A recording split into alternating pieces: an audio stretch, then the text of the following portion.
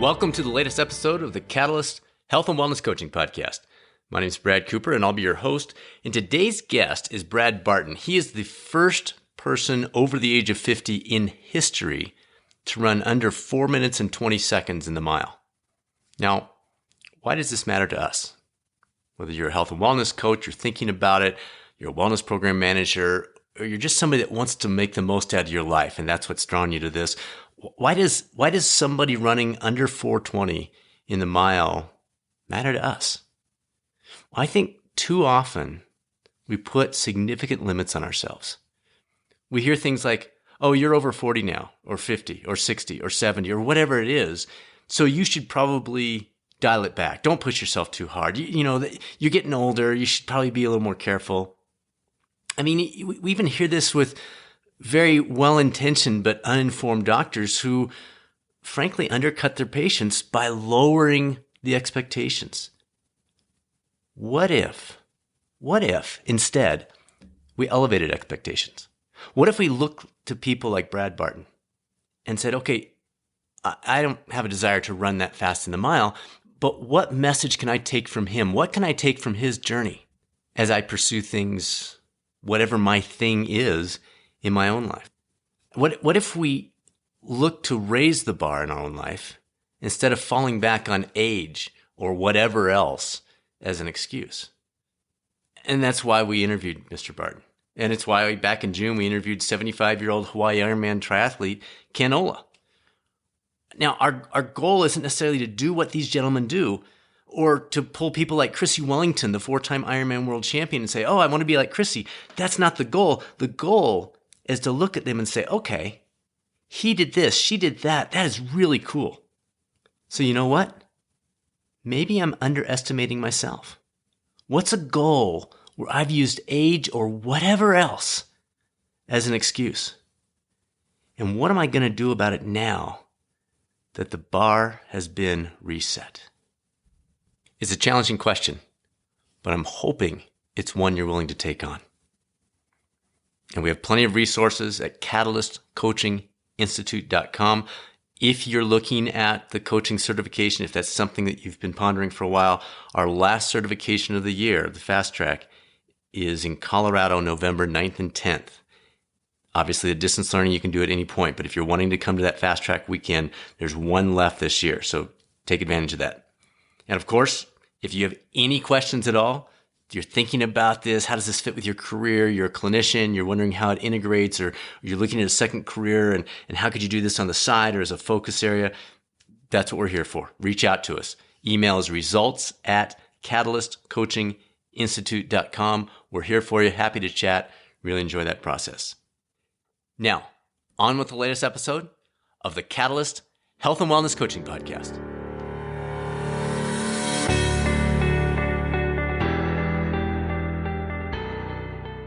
All right, Brad, good to have you here. Let's jump right in. 419 mile, first time in history, anyone's run that fast at any age was in 1865. I did a little homework here. You're 53 years old. You just broke that. You shattered the previous 50-plus mile record. What makes you so different from every other person to ever walk on the planet over 50? Well, let me just make a correction what you just said. The words you said is you did this. And I want to be very clear that it wasn't me that did this. It was my coach and I. I'm going to maybe talk about Chick Hislop and how that applies to those that are listening. I need a coach. Maybe some people can get away without doing this, but I needed a coach. And I have a speech coach. I've got a life coach, I've got a business coach, and I've got an athletic coach. Coaching is a huge part of my life, this mentorship. And just real quick, Chick Hislop was the head Olympic distance coach in 1996 when the Olympic Games last came to America. And that he was voted by his peers as the head distance coach because he's the smartest guy in the room. From the platform of little old Weber State University in Ogden, Utah. This guy literally changed the track and field world by reinventing the 3,000 meter steeplechase, and he's that good. It wasn't a popularity contest. This guy when I walk into a stadium and the coaches see who I'm with, their athletes run up to me and say, "Can I get his autograph?" Because their coaches have said, "There's a living legend just walked into the stadium. Yeah, you ought to go meet him." And he's so intimidating that they're asking me, "Do you think it's okay if your coach gave me his autograph?" So this is really a story about this famous coach with this has-been athlete. So I want to be clear. This is Coach and I's project. That's awesome. And you probably could expand it from there, family members, support crew, Absolutely, all the other folks that play a role in the things that we try to do. So great reminder. Love it. So coming back to it, outside of the coaching, which is obviously outstanding, why are you different? What's allowed you to run this time that maybe 10 people have run sub 4:30 and you've just broken 4:20 over 50 years old? Talk us through what do you think makes you different? That's a really good question. I'm not sure that I'm qualified to answer. Yeah, I've been at this for some time. I was an All-American steeplechaser back in a different lifetime. I was a good miler, but a very good steeplechaser, and then took it was 19 years. I didn't step on a track, and then I was at a high school meet back in 2009, and it was a big meet, the Simplot Games in Pocatello, the largest indoor track meet, I think, probably in the world. And they had a coach's mile, and I'm looking at these half bald, gray-haired guys out there on this track, and I'm thinking, that's so stupid. Past glory. What are they trying to capture here? And halfway through the race, I'm just still thinking that's just too weird. And then, but I could do that. And then 2 laps to go, I'm thinking, well, I ought to do that. And when the gun sounded and they're finishing, I felt like it was something I had to do. I was called to do this, Brad. And I don't know how, it sounds so weird. The first time I walked in to buy a pair of track spikes, I had to apologize. I felt like I need to apologize to the clerk. They're like, "Well, tell me about your son that you're buying these for." I was like, "Actually, my track spikes." Like, what?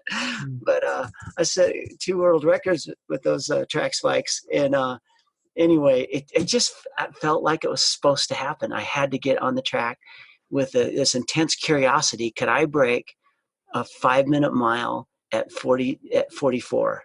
And then the story goes from there. Injury, failure, injury, failure, injury, failure, and then more injury and more failure, and then lightning strikes, and we break a world record in the M50 mile run 4:16, and then back to injuries. So it's really a story of failure. I think having a coach, and then obviously there's some genetics involved in it. Sure, no question. But I'm certainly not. I ran as hard as I could when I was a kid against the best in the world, and I was really good back in college, but I certainly wasn't I never did make the Olympic team. I had a shot at doing it, but anyway, I just am feeling really fortunate that I have this genetics and longevity, and then there's some other things we can get into that I think that are part of it as well. Yeah, let's go ahead and run down that path. We were chatting a little bit offline about some of the sports psychology stuff, what's happening between the ears. What comes to mind with that you could share with the group?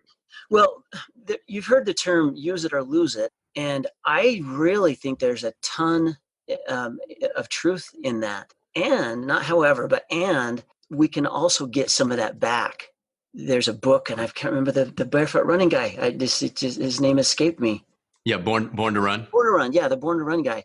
His latest book talks about this notion of the use it or lose it, and how when we don't use those pathways because we're not bouldering, for instance. I used to be able to run up and down stairs super fast. I can fly across rocks, and then I'm in my 40s. I can't do that so much anymore. Well, I need to start running trails again. And all of a sudden I got my feet back under me. I'm running up and down steps again. I remember years I'd go try to hurdle a fence, and it just was horrible. And I thought, every time I'm thinking to myself, I used to do that. I was a steeplechaser, a really good one. And I used to do that, that's gone. Well, it's not. It took some work, but I'm not hurdling like I was when I was a kiddo. But tell you what, I'm hurdling pretty well. I hurdle as well as most college kids do now. I remember the first time that coach had me do a 65-second 400 meter in a workout. And I got done, hands on knees, death grip. I look up at coach and I was a bit of despair because we got to break 420 to break this Sure. N45 record. And I said, Coach, how am I going to do this? I got to put 4 of those together. And he just laughed at me and he says, relax. He says, we got a lot of time. We'll get there. And sure enough, I run 416. Coach and I run 416. It comes back. That's I think a message.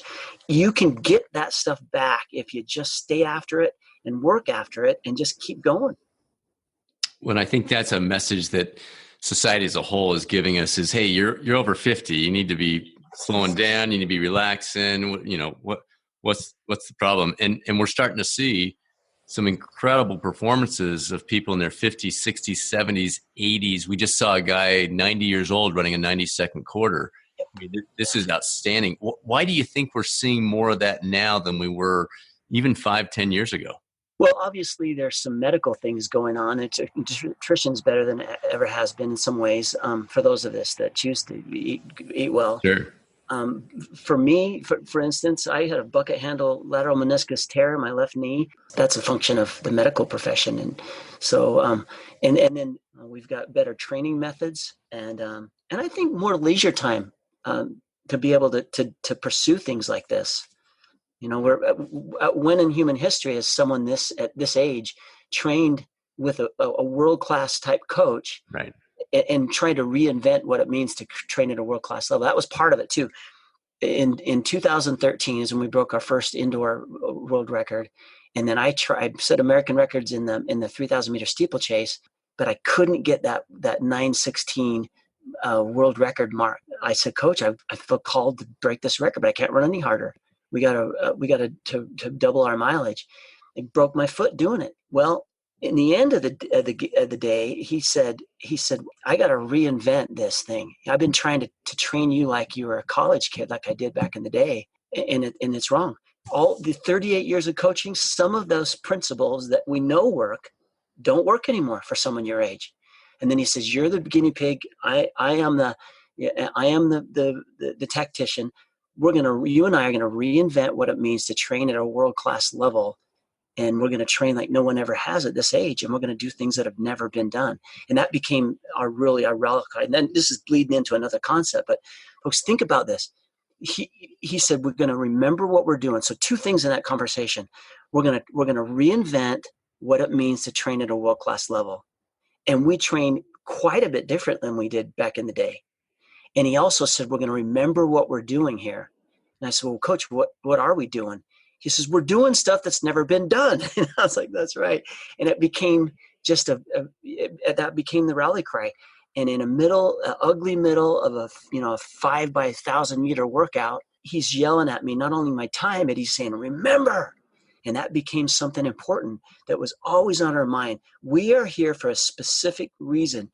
We've got some specific, well-defined goals, and we're doing all this hard stuff in order to get this done. And we're doing things that have never been done. And whatever application that is, the story isn't about me, about Brad Barton and Coach Hislop. This is all of our story. Whoever's listening to this is our story with my details, right? So what are you doing that you've never done before? What hard thing are you approaching that it's got you running a little scared? What have you got that you wake up in the morning, you're a little afraid of your day because it's so hard. What you're attempting is so hard that you're a little afraid of it.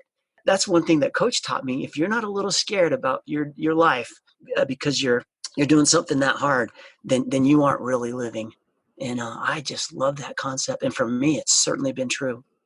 That's a great point. You think of Csikszentmihalyi's research on flow, you've got to be on that upper echelon of where those match up. And that's exactly what you're describing there. So awesome reminders. In terms of motivation as a whole, plenty of people make goals. They're out at the same track meet you were at and they see people and they're like, I don't think I'd do that. Maybe I'll do that. I think I want to do that. And then a week or 2 into the journey, you're like, you know what? I'm good. What tips, you've stayed the course and you've reaped the benefits. What tips would you share with folks that struggle with maintaining that motivation beyond the first 30 days?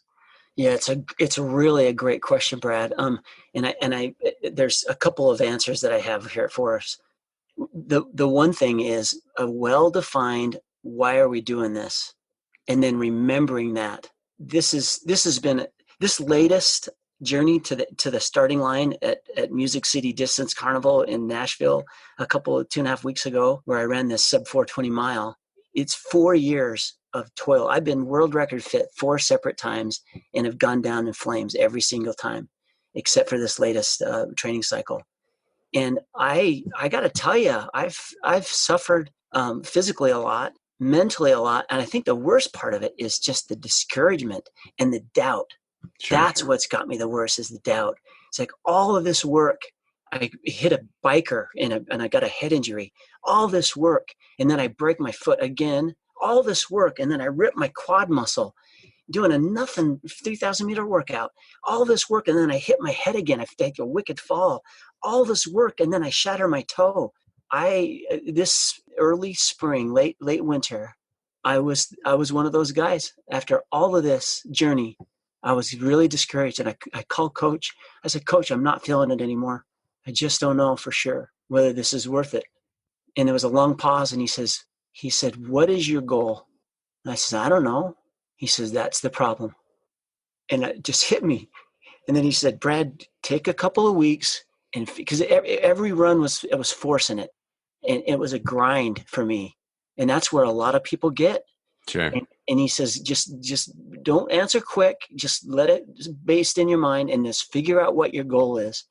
And after a couple of weeks, I remember that the grind was gone. All of a sudden, there was flow again. I was excited about it because I decided what it was going to be. I was going to break. So the affirmation is, Coach, I am the fastest M50 masters, 50 to 54-year-old. I'm the fastest M50 miler in human history. And he'd just smile when I'd say it out loud. And he'd say, that's right. Right in the middle, when you do all these intervals, right? You do 6 of them to get to the one that really is going to hurt.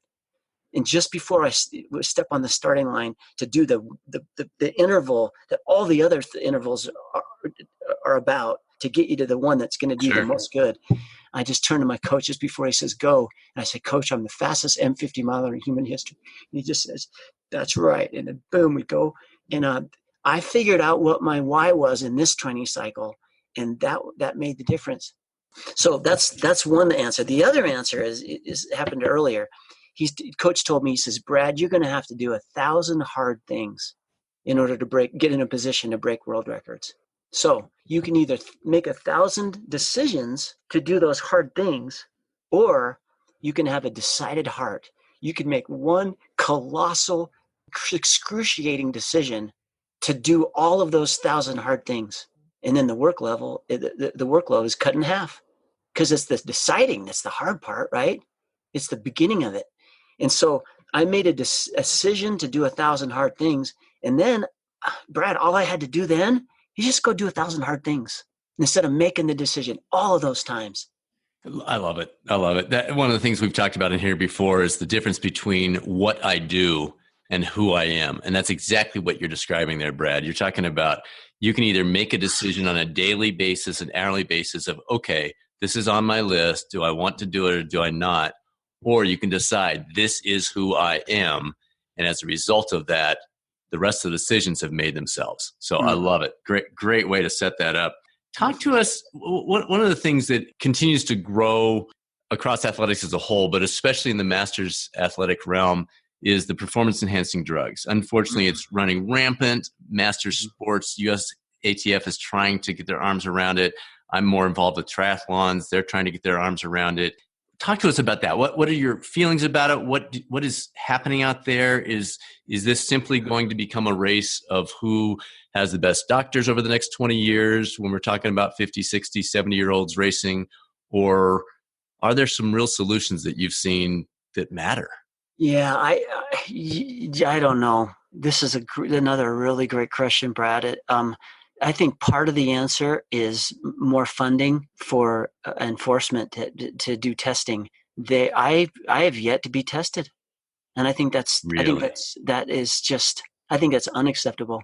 Wow. My feeling is, if you're going to break a record, Even a master's record, you ought to be tested. I think if you win the meet, you ought to be tested. Yeah, So it's well, automatic. there you go. Yep. Let's set the bar. Let's set the bar a lot higher than it is. There's a couple of performances that I've questioned. You got to work awfully hard, but I don't know. I sure, It's a I tough sure. area. Yeah, it's a really tough area, and I think that's really the only answer is to test more. So let's come back to life stuff. You said you took, I think, a 19-year break. So were you 41 when you jumped back in?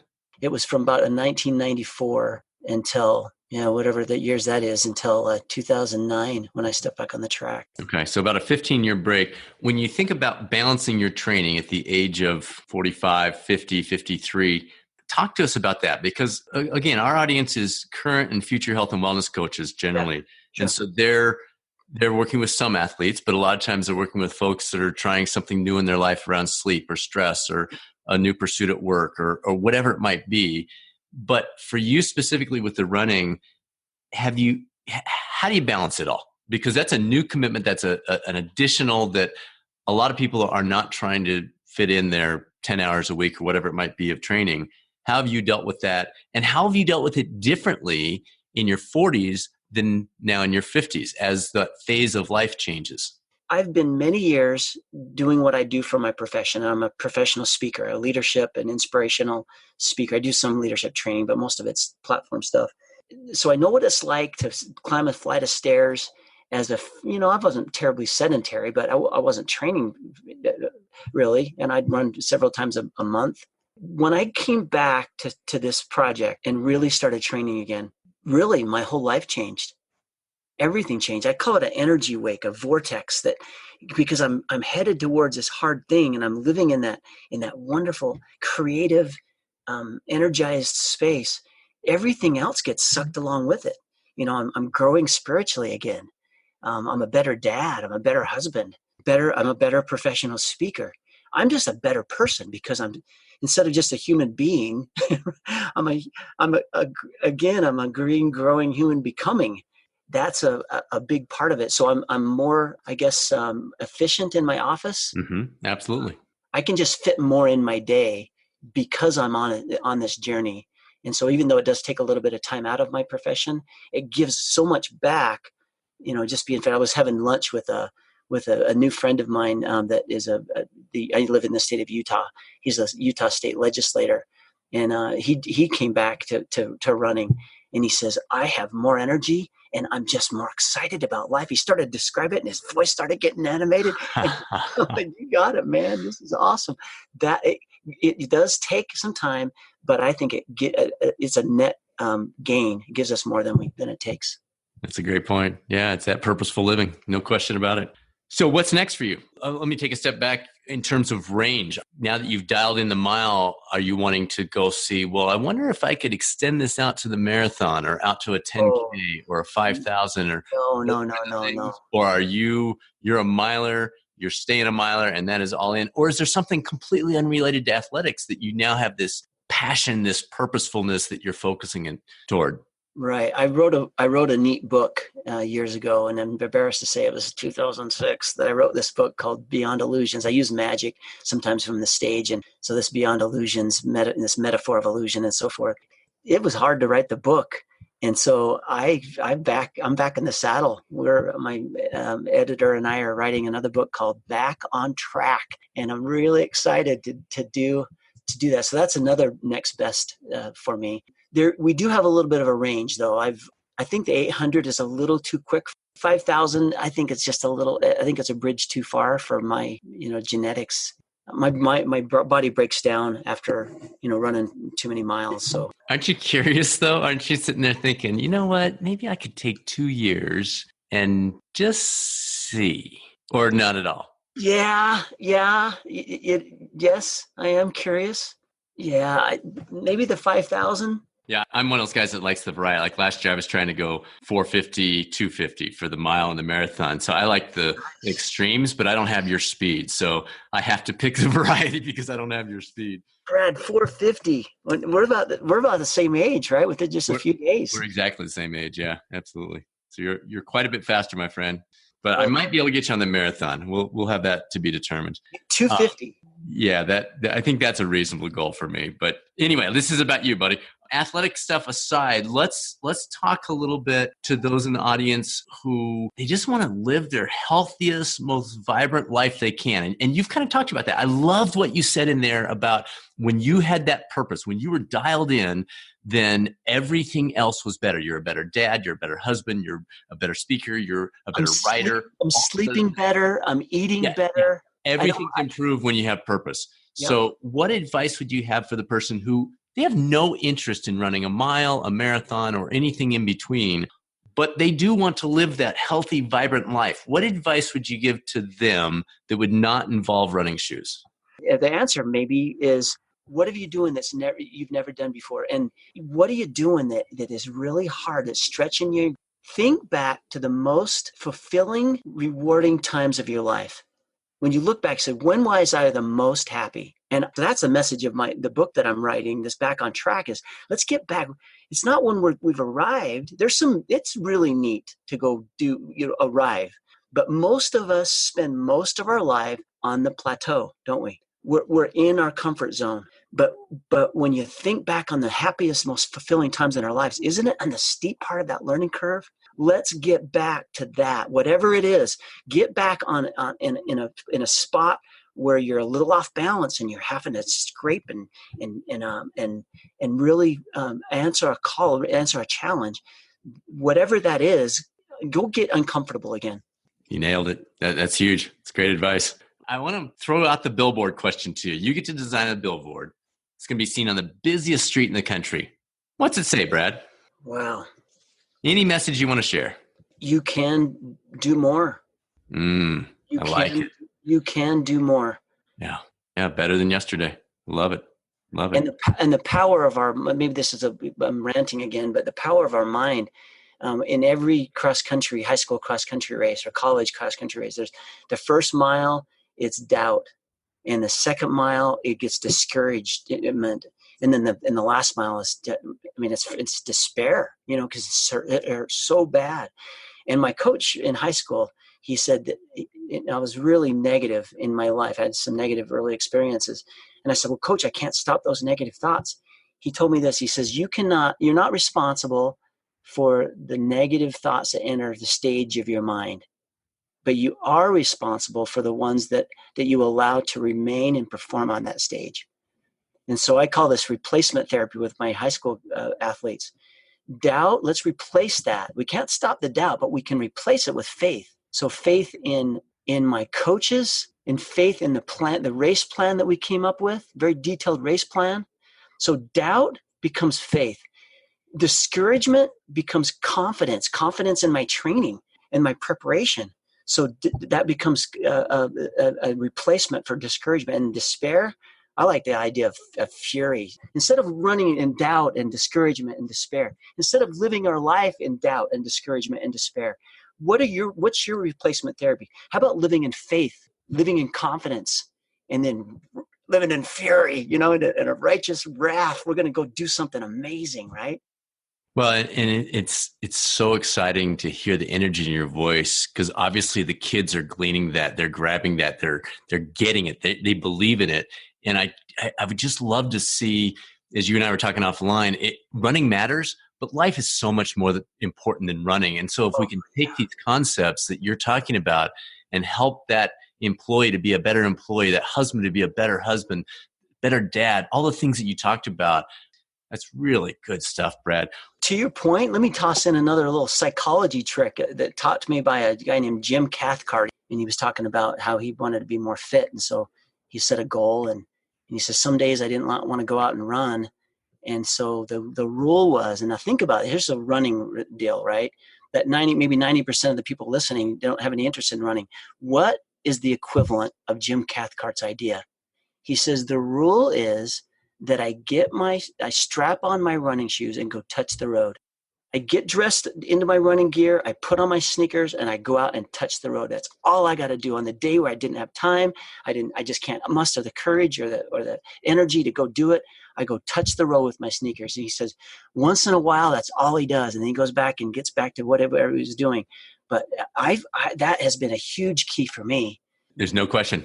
And I love that phrase that you use. And I think listeners can use that for anything that touch the road, applies to anything. Doesn't have to be running. That is a great example, Brad. Thank you. You know what? We'll have to stay in touch. My last PhD research study is on 800-meter runners and the use of self-talk to improve what we're calling functional mental toughness. And it's been some really interesting results. So it's a lot of what you're talking about. It's just putting it into a research context. So let's stay in touch on that, and I'll get you a copy of it once it's been published. Final words of wisdom. You got this audience that's engaged. They're excited about what you've been doing track-wise, but they also are thinking of other things in their life. What final words of wisdom would you like to share with those folks, either coaches or people that maybe their coaches turned them on to this, and you just want to give them one more bit of wisdom to walk away with to make their lives better? I gotcha. The week leading up to the Music City Distance Carnival, I was nervous. And to say I was nervous is an understatement. I was a little rattled because all the weight of this 4 years of preparation and almost there and there, you just cumulatively just this enormous bulk of work that I was just off the scale nervous. And my wife was like, "Who are you?" And I was rattled. And then the idea of gratitude flowed in. And as soon as I started just thinking about where I was at, I mean, I'm healthy. I've got these, neat genetics. My connective tissues are finally holding together. I've got a world-class coach, incredible facilities. I've got sponsors to help me, all the support of my circles. I've got no reason to not just be just incredibly grateful to be here in this place, in this time with this enormous, scary opportunity in front of me. And as soon as I went to grateful, the nerves went away. So what is not solved by that notion? What are you facing? What hard thing are you going through? It's resentment. Be grateful. It's doubt. Be grateful. It is discouragement. How about trying to just live in a state of gratitude? That has been an elixir for me. And so I guess that's my last bit of wisdom that we have time for is living in a state of gratitude, and then everything is better in your life. Wonderful. What a great way to wrap it up. Brad, thank you so much for joining us. We'll be excited to keep following your pursuits here and that next world record around the corner. And I really appreciate it. Thanks, Brad. What a pleasure.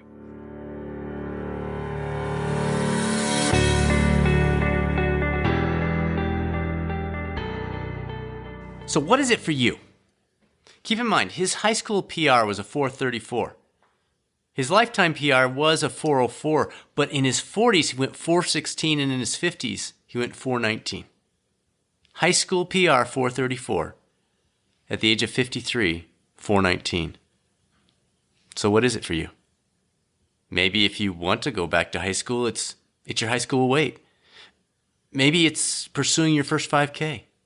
Or maybe it's nothing to do with anything physical, but it's some other self or culturally imposed limit you've put on yourself. Maybe today's the day you say, I'm done with excuses. Let's see what is actually possible for me at this point in my life. Thanks as always to those who have taken that extra time to subscribe to the podcast, share it with a friend, leave a positive review. It really makes a difference. So thank you. If you're into human performance and you're on Twitter, feel free to follow me. It's at Catalyst, 2, Thrive. I basically just put human performance research studies and articles and those kinds of things on there. So good place to catch that if you're on there. If you want to discuss whether the coaching certification is a good fit for your career, your future, some of the different things you're pondering about it, feel free to reach out to us. The email is results@catalystcoachinginstitute.com. We talk to folks literally every day about those kinds of questions, so please don't hesitate. The website has all kinds of other resources as well. That's catalystcoachinginstitute.com. Until next time, let's keep pursuing better. Regardless of who we are or what we're doing, better is just one step away. Thanks for joining us, and I'll look forward to speaking with you soon on the next episode of the Catalyst Health and Wellness Coaching Podcast.